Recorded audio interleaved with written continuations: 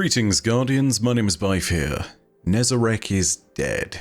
Rejoice, but he's been dead before, and even for someone who's died twice, he sure has a lot of places in which he's been laid to rest. There are the reliquaries where pieces of him were stored, which we grabbed during the Season of the Plunder. There was the pyramid ship on Luna, where the witness found all that remained of him after people had plundered his body for reliquaries, and that was just his head.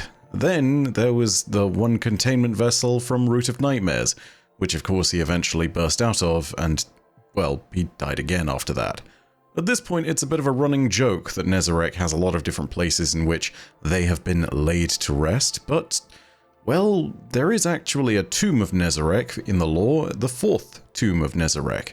It's kind of infamous at this point, if only because of the fact that it's played host to a certain drifter.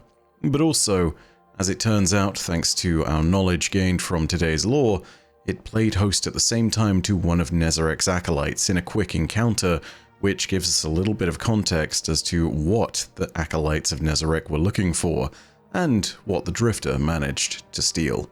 So today, we're going to tell as much of that story as possible, whilst also explaining as much as we can about the fourth Tomb of Nezarec. Our story really begins with not just the drifter, but with a rather infamous hunter, Shin Malphur.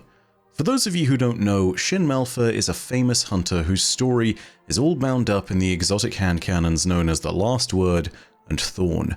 The short and very incomplete version of the story, as it pertains to what we need to know today, is that after killing the rogue guardian Dredgen Yor, Shin made it his mission to hunt down rogue guardians that would fall to corruption. At this particular time, he was investigating a certain light bearer known by a bunch of different names, though he would refer to himself simply as a drifter.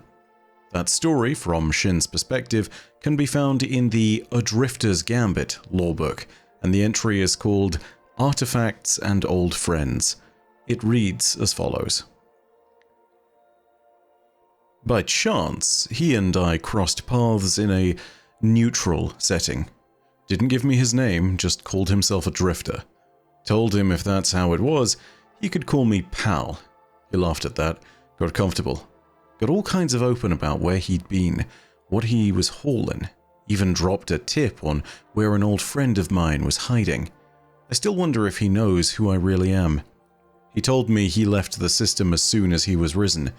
Not immediately, sure. He had to get his bearings, find a ship, get it fit, get it flying, but soon as, he was good as gone. Drawn to the outer, he says. I can appreciate. He says he's seen the deep side of Jupiter, been to the core mines of Saturn, name drops old myths no one's heard of, the Luvial Crux, the Shift Chasms below Elios, the fourth Tomb of Nezarec, goes on about the idols of Lower Sul, the treasure of Exodus Prime, the solar engine of Dead Star 6. I think he's making most of it up, but he's got relics and etchings, he's got materials not of this system, odd metals, obsidian flames, thought engines, edible null cakes, and a stuffed something that looks like a rabbit biofused with a cephalopod. He keeps all this stuff to himself, his gets, he calls them. If they're for show, they put on a great one. But to what end? The clutter of oddities he's got shipside ain't nothing compared to what he's hauling. That big black mass of nothing you ain't ever seen before. He calls it an artifact, but it's more than that. Just don't know what exactly. He said he got far out as he's ever been, said it was from a place cold enough to snuff out your light. I asked him, was it Vex? Hive? Cagey as all, he said no, it was just other, and it was powerful. Maybe. That was his qualifier, maybe. Why the hell bring it to the inner system then? Maybes are troubles. But he's got an answer for everything. He says, brother, maybes are where the real treasure hides. He could tell I wasn't satisfied, but I knew he wasn't lying. The chunk was other for sure, and Ghost said its readings were off the charts, but abstract, unlike anything anyone had encountered. Can't say that made me comfortable, but then the drifter, with his easy manner and eager charm, asked if I'd ever met a man in black named Callum. He was clearly changing the subject, but he was lucky enough, or smart enough, to pick one I had an interest in. and I could respect that. A renegade's observations of a drifter. So all of that is related to the Hall, which is a totally separate question, all about what drifter is pulling behind him in his big old Gambit ship, but regardless, that's something completely separate from what we're looking at right now, which is the fact that this is the first place where we briefly get a mention of the fourth Tomb of Nezarec. And this is really scant lore because at the time being this was only the second time we'd even heard Nezarec's name in the lore. So yeah, these were all relative unknowns, but the biggest concern for us at the time was whether we could trust the word of the Drifter or not. In this moment, he was seemingly talking up a big game for Shin, despite possibly not knowing who Shin was. But it seems that he was telling the truth, at least, about the fourth tomb. We got our next hints about the Drifter's escapades within the fourth Tomb of Nezarec, thanks to the dialogue from the Season of the Plunder.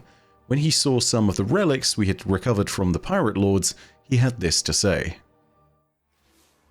Boom, boom, boom, boom, boom, boom, boom, boom, boom, boom, boom. Ah, hey there, hero. Sorry, getting a little swept up in all this adventuring. I'm on debrief duty while your Elixir buddies are busy with the relics you got from Aramis's crew. Ido's researching how to tap into their power. The kid's thorough, I'll give her that. She thinks something's hidden inside 'em. I swear she was about to crack one open before Mithrax stopped her. Now me? I took one look and knew those things were bad news. Gave me a little shiver. Reminds me of something. From a long time ago. Huh. Maybe I should do a little research of my own. Following on from his own period of research, we had a run-in with Aramis, who confirmed that the relics were indeed portions of Nezarec's corpse that had been severed and then contained for the sake of harnessing their power, as well as giving us a few uncomfortable revelations about Mithrax's past.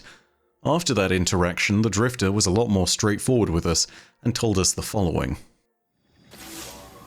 Hey there, hero. I heard you parlayed with Aramis, and she hit you with some heavy truths. Mithrax used to be a bad guy. Can you believe it? Wait till I tell Crow. I know Ido's pissed because her dad didn't tell her about it. Makes sense, but it don't shake me.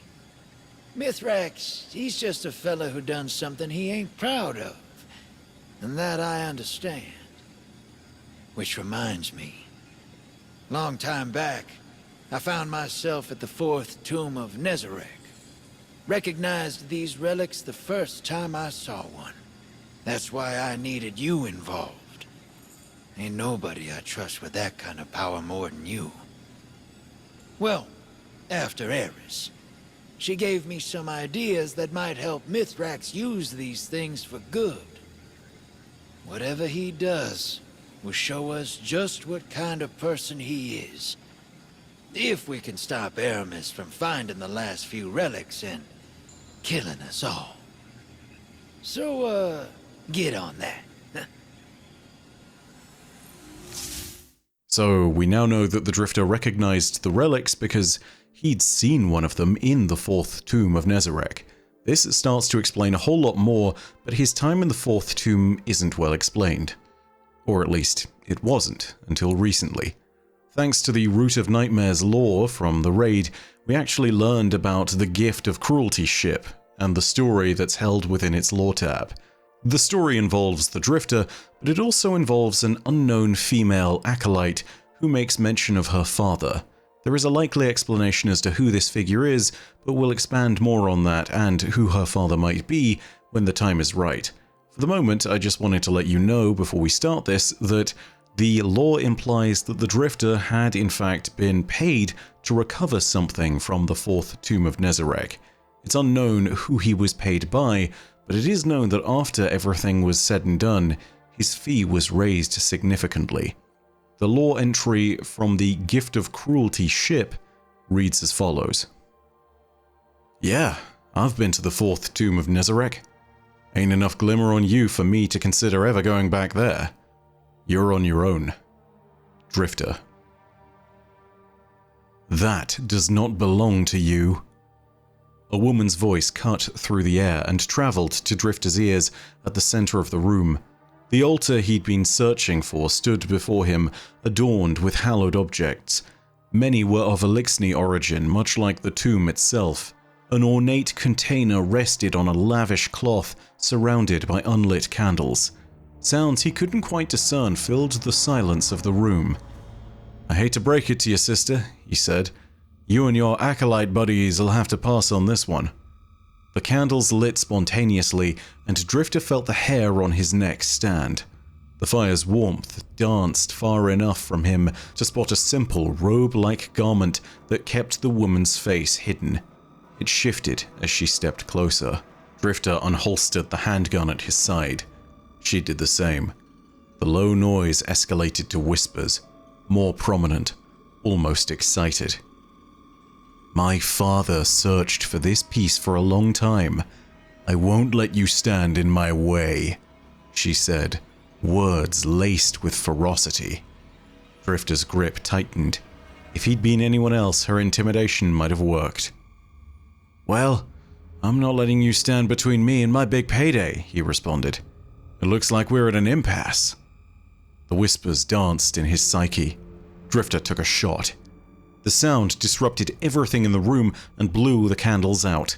The muzzle flash revealed shadows, with long claws reaching for him as he scooped up the container from the cloth. The woman fired back, but Drifter was already gone, sprinting through the depths of the tomb with the shadows at his heels. He ran until the smell of death gave way to fresh air and the shadows halted their pursuit. His fee was about to quadruple. So before this gets lost in the bigger details, we know that the fourth tomb had to be on a world with breathable atmosphere. This leaves several potential candidates for its location. Earth is always a possibility, but so is any world visited by the traveler. Whilst it isn't clear whether the Acolytes have access to near-light speed capable transportation, if they did and could follow the Drifter, then it might have been on Mars, or Venus, or Io, or Mercury, or Nessus, or the other abundant locations where one can breathe air and Sol. One location which isn't mentioned, but may have a very heavy Eliksni presence, might be that of the Tangled Shore, which is a place where many Eliksni pirates might have been able to hide out and construct a tomb within some derelict asteroid that otherwise had been given a breathable atmosphere by pirate operations, before being consumed by the madness of Nezarec. It's certainly a possibility that's worth contemplating, especially considering how many of the Eliksni pirates that we face might have ended up passing through the asteroid belt in the reef. Of course, this could be even further out in the system. It could have been one of the exoplanets of Sol, which we just don't know about, but the Drifter has certainly ventured to. Location aside, the lore here potentially reveals a lot to us. Starting with the female character in this story, I think that from what the lore presents to us, there is probably only one person who fits the description of this character, and that's got to be a character called Nessa. Nessa is an acolyte who features in the Nessa's Oblation Raid shotgun from Root of Nightmares. Oblations, by the way, are things that one offers to a god.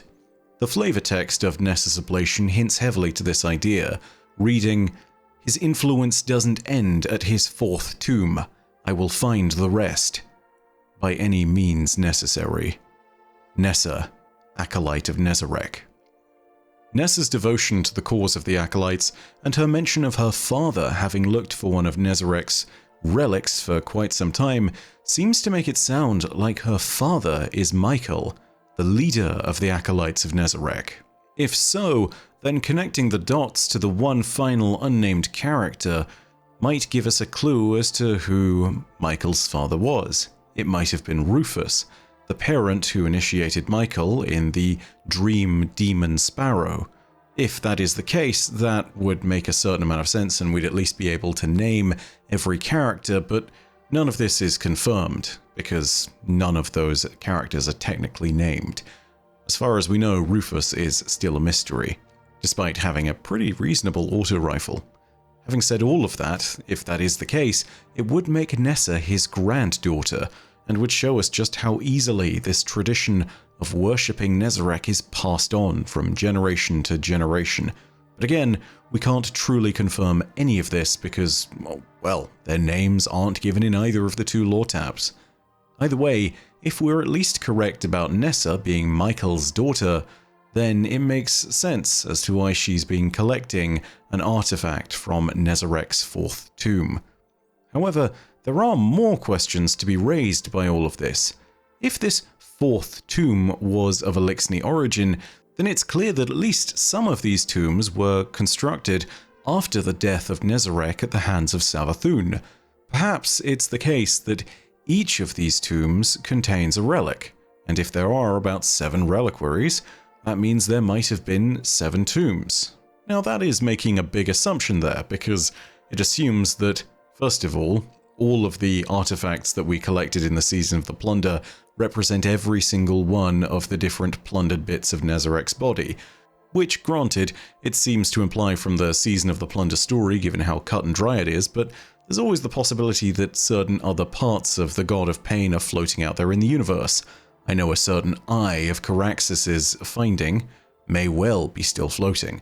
Furthermore than this, I think it's worth remembering that Nessa seemed to believe that there were more tombs out there, so it's maybe not too far-fetched to believe that there were more tombs beyond the fourth. And of course, there is a further question, which is simply, what is the first tomb of Nezarec? Is that perhaps Nezarec's pyramid ship, where his body was originally laid to rest? If that's the case, then who knows? Maybe there are 8 tombs of Nezarec, maybe there's more. Maybe there is an undefined number of them. This is also still not clear because, well, again, it's not listed necessarily that Nezarec's tomb in his pyramid ship was technically the first tomb of Nezarec. We've never even heard of a first tomb of Nezarec.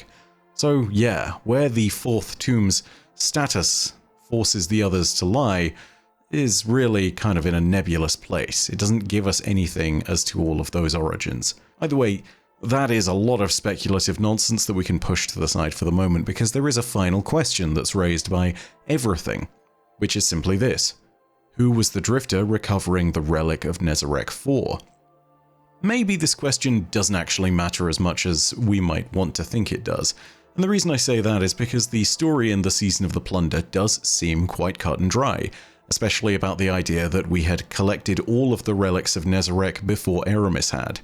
So, if that is the case, then, I mean, maybe Drifter's old buyer was actually someone that's either been killed by one of the targets in the Season of the Plunder, or perhaps they were one of our targets in the Season of the Plunder. Not entirely out of the question, and, well, it's not clear who's what. But yeah, I don't think it is completely out of the question that there are other parts of Nezarec floating around. And you know what? With how extensive his influence has been across the entire world of Destiny, I wouldn't doubt Nessa's statement that there are further influences of Nezarec beyond his fourth tomb. Either way, that's our story for the day. The story of how the Drifter delved into darkness and escaped before the darkness could consume him. If ever we have a run-in with the Acolytes, remember his run-in with Nessa. She most definitely remembers it, and I don't want to make any assumptions or judgments about her before we actually meet her in person, but I imagine that she is the type to hold a grudge, especially when the God of Pain is involved. But that's all from me for now. Thank you so much for watching, and I hope you enjoyed, and hopefully this helped bring a little clarity on the idea of what the fourth tomb of Nezarec is, and when the Drifter went there, and what happened in that moment. If you enjoyed it, again, go ahead and leave a like, and if you want more Destiny lore content, go ahead and hit subscribe, and the bell next to subscribe to turn on those email notifications. But as per usual, know that your viewership, as always, is quite enough for me, and that in the meantime, my name is Bife. Pododacia ad Astra. I'll see you Starside.